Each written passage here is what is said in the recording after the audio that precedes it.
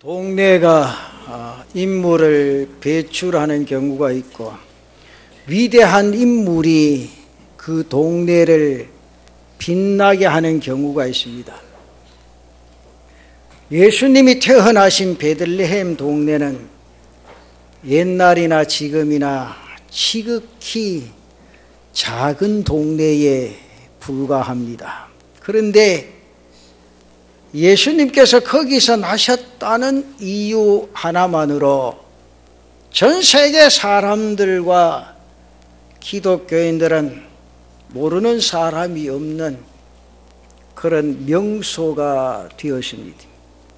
성지를 순례하는 사람치고 베들레헴을 빼지 않는 이유는 그곳에서 예수님이 탄생하셨기 때문입니다.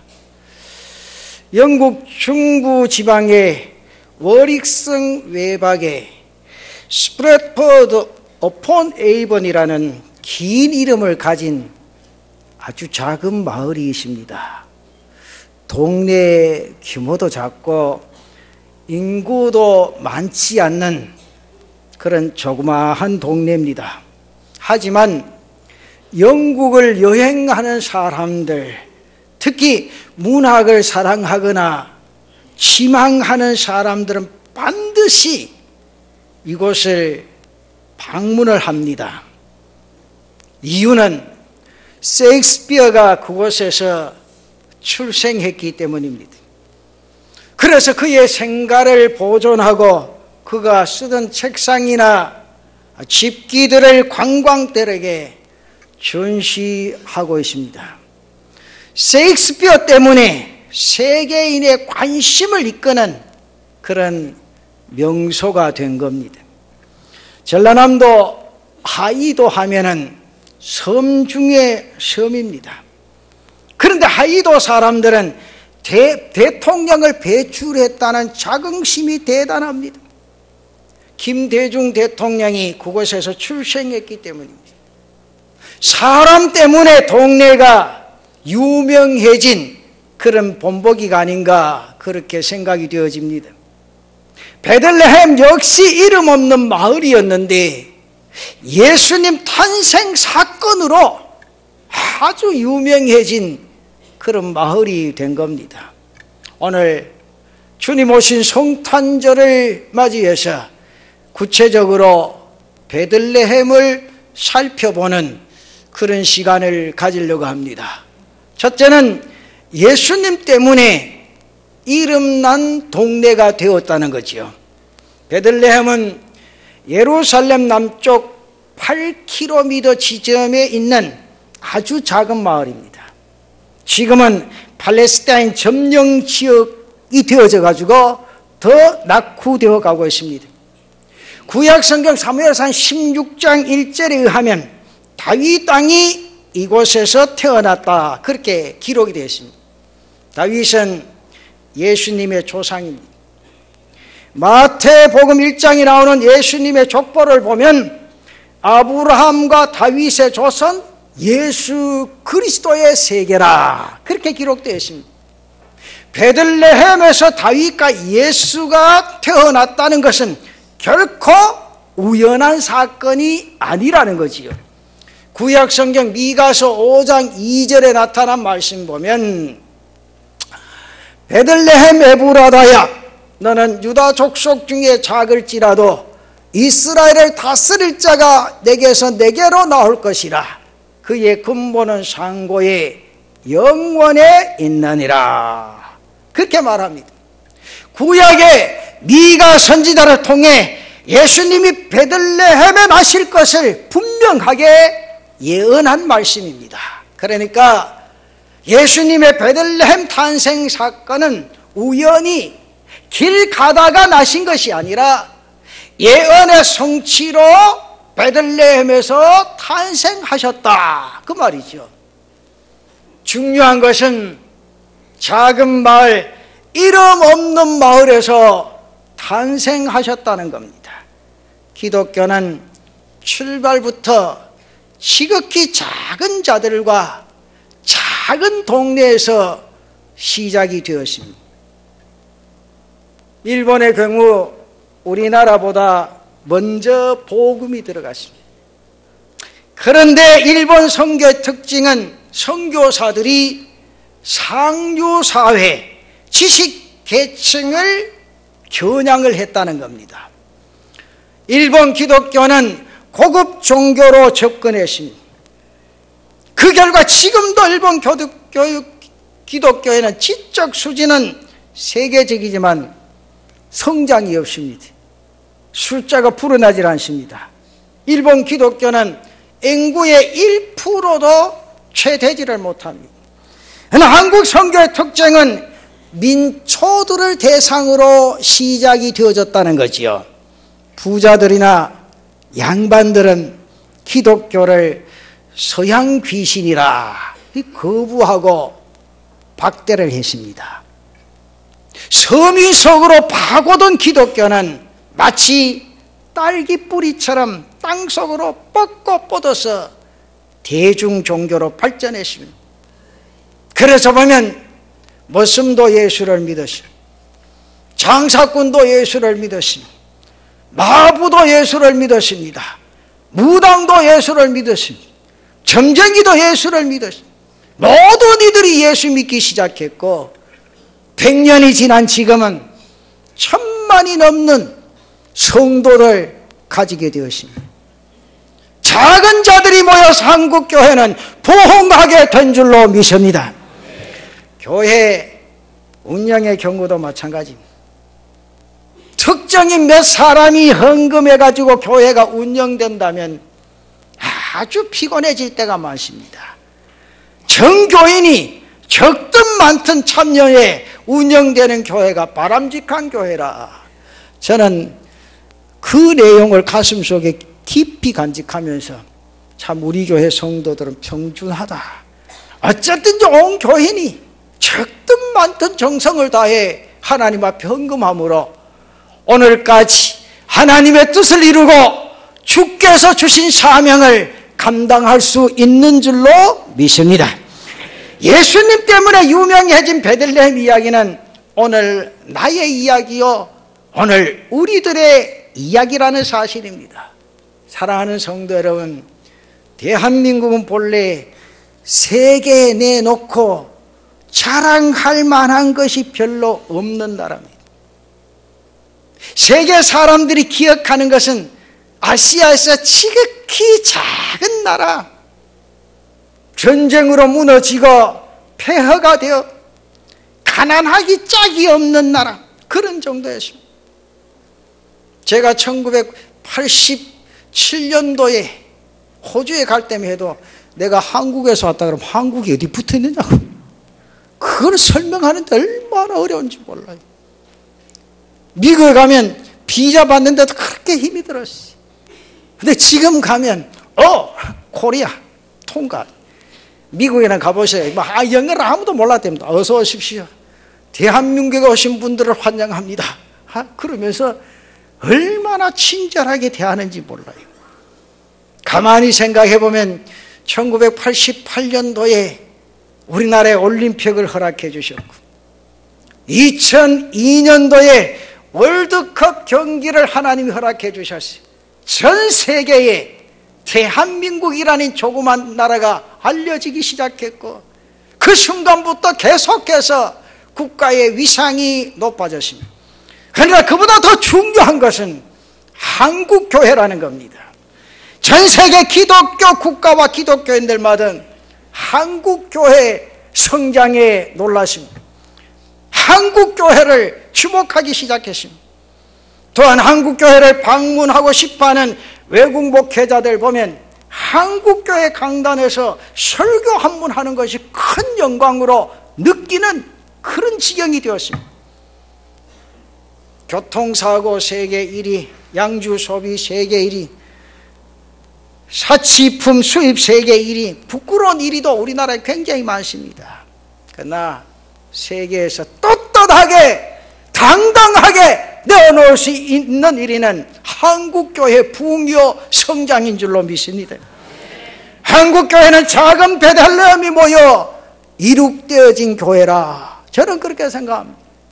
힘없고 약하고 밀림받던 사람들이 모여 이룩한 교회가 바로 한국교회라 그 말입니다. 교회는 베들레헴 예수님의 자랑거리가 되어야 합니다.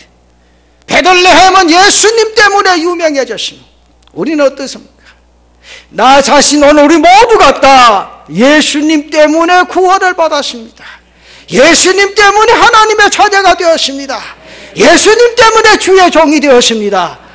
여러분, 오늘 주님 오신 성탄의 아침에 이 큰 은혜 속에 젖은 우리 가슴 속에 감사가 용솟음치는 복된 시간이 되시기를 축원합니다. 감격이 솟아나는 은혜가 있으시기를 바랍니다. 그 다음에 두 번째는 예수님 때문에 순교지가 되었다는 겁니다. 예수님이 베들레헴에서 나셨다는 사실을 가까이 있던 헤롯 왕은 모르고 있었습니다. 먼 나라 동방의 박사들은 그 소식을 알고 경배하러 찾아왔습니다. 성경학자들은 동방의 페르시아나 바벨론으로 보고 있습니다. 어떻든 먼 곳에서부터 먼 곳으로 찾아온 겁니다. 가깝다고 예수를 잘 믿고 멀다고 예수를 못 믿는 것 아닙니다. 그런 공식은 없습니다.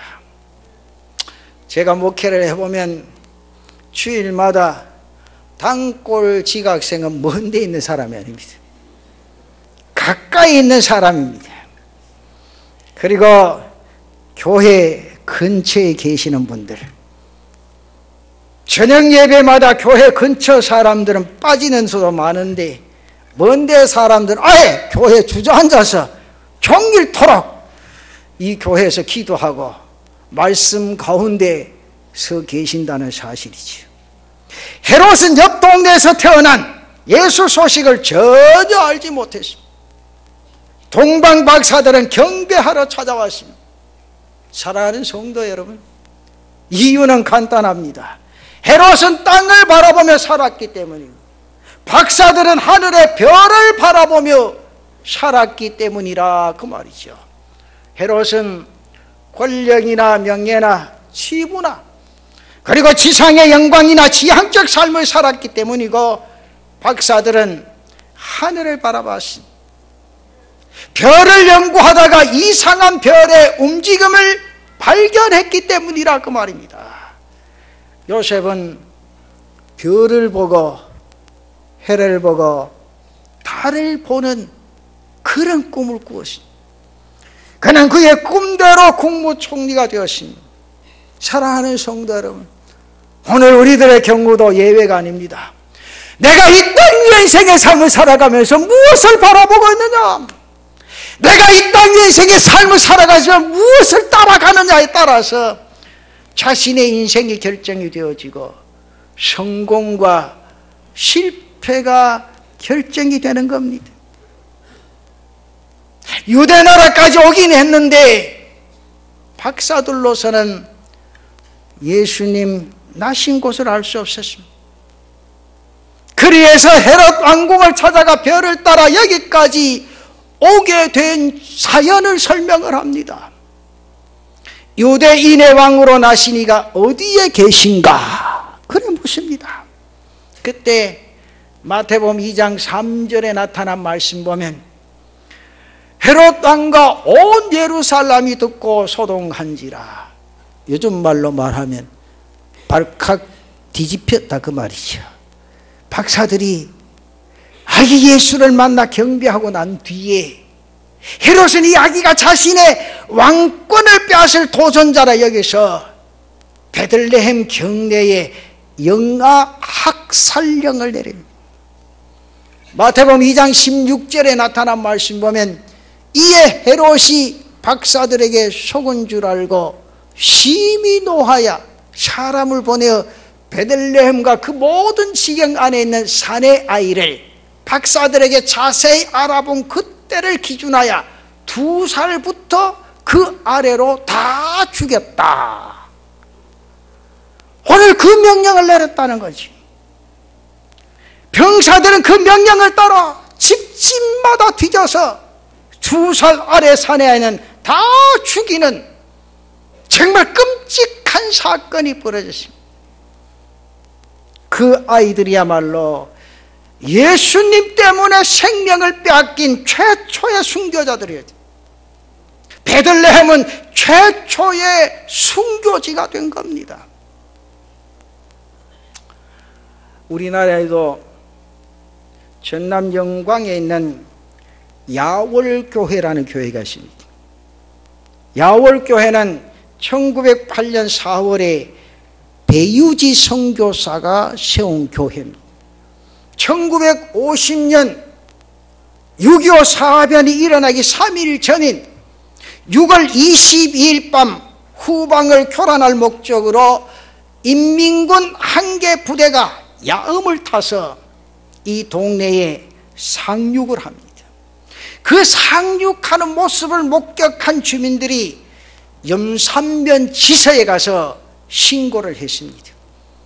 그 후 6.25 전쟁으로 공산군이 점령하고 있다가 9.28 수복으로 공산군이 후퇴하면서 야월교회 교인들이 자신들의 신고하고 자신들의 반대했다는 것으로 당시 그 교회 전교인이 65명이었는데 65명을 칼로 찔러 죽이고 죽창으로 찔러 죽이고 그냥 바다에 던져서 수장해버리는 끔찍한 방법으로 학살을 했습니다. 그 야월교회 그 마당에 가보면 순교비가 세워져 있어요. 그 순교비 뒷면에 보면 당시 순교했던 교인들의 이름이 한 사람 한 사람 이렇게 적혀져 있습니다. 그 중에 참 눈물 나는 이름이 있습니다. 간난이라는 이름이. 간난이. 전교인 65명을 다 죽였는데 제 이름도 짓지 못한 간난애가 죽였다가 말이지. 그래서 간난이 그렇게 이름을 새겨놓습니다. 사랑하는 성도 여러분, 이 세상에 태어나서 이름도 채 갖지 못한 간난애가 순교자의 반열에 들어간 겁니다. 독립만세를 부르다 순교한 사람들, 공산주의에 반대하다가 순교한 사람들의 피가 이 땅에 지금 흐르고 있습니다. 그런데 우리는 너무나도 쉽게 순교자들의 희생이나 순교자들의 피를 잊고 살 때가 얼마나 많습니까?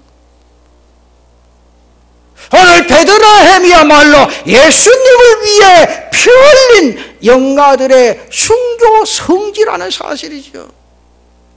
사랑하는 성도 여러분, 오늘 말씀의 결론은 베들레헴의 성탄절과 나와의 관계 설정이 분명히 되어야 한다는 겁니다. 나도 그렇고 우리나라 역시 베들레헴보다 더 적은 나였고 국가입니다.